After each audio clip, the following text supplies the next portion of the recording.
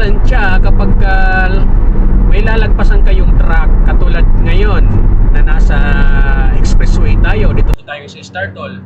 May lalagpasan akong truck, kung nakikita nyo yung blue na truck. Lalagpasan ko yan, paano natin yung masasabi na hindi natin yan sasabitan katulad sa mga beginner ngayon nag-aalangan lumagpas. Alright, unang-una kong chinecheck yan, kailangan siguraduhin kong pasok ako sa lane. Chinecheck ko ng mabilisan yung side mirror, kailangan hindi ako lalagpas sa lane. So ngayon lumalagpas na tayo ngayon sa truck na to, na sinisigurado ko na hindi ako lumalagpas sa linya. So ito, isang truck palalagpasan natin. And make sure guys na dapat kapag habang lumalagpas kayo sa truck, make sure na hindi pa bago-bago ang speed nyo. Once na naka-entry na kayo, once na pumasok na yung harapan nyo, mas better na mag-increase kayo ng speed. No? Once na notice nyo na, nasa linya na kayo, pasok na kayo sa lane, check ng mirror mabilisan, then mas maganda na mag-speed up pa kayo.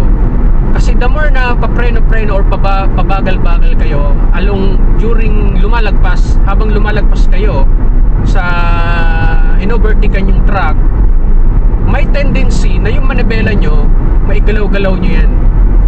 So yun yung iniiwasan natin, kasi pagka ganun na nangyari, possible magkatamaan lang kayo. Alright?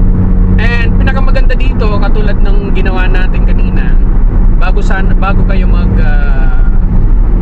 mag-try or bago nyo gawin yung pag-overtake dun sa mababagal na truck, magbigay po kayo ng passing light or flashing light, or pwede kayong magbusina, beep beep, yan, kumbaga warning na paparating kayo, lalagpasan nyo sila. Kasi yung mga trucks na yan, lalo nandito naman sa Startol, sa expressway, nandun naman sila sa mga linya nila. Hindi naman yan basta-basta pumapasok sa lane ng mga light vehicle. So nandun yan sa lane intended para sa mga trucks. So ngayon, since kayo nga ay lalagpas para matansya nyo, no? Na hindi kayo magkatamaan, hindi kayo magkasabitan.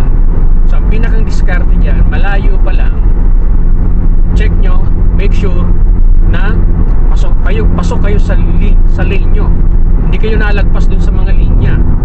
So ako, ang diskarte ko, katulad ng ginawa ko kanina, chinek ko yung side mirror mabilisan, as in split seconds lang.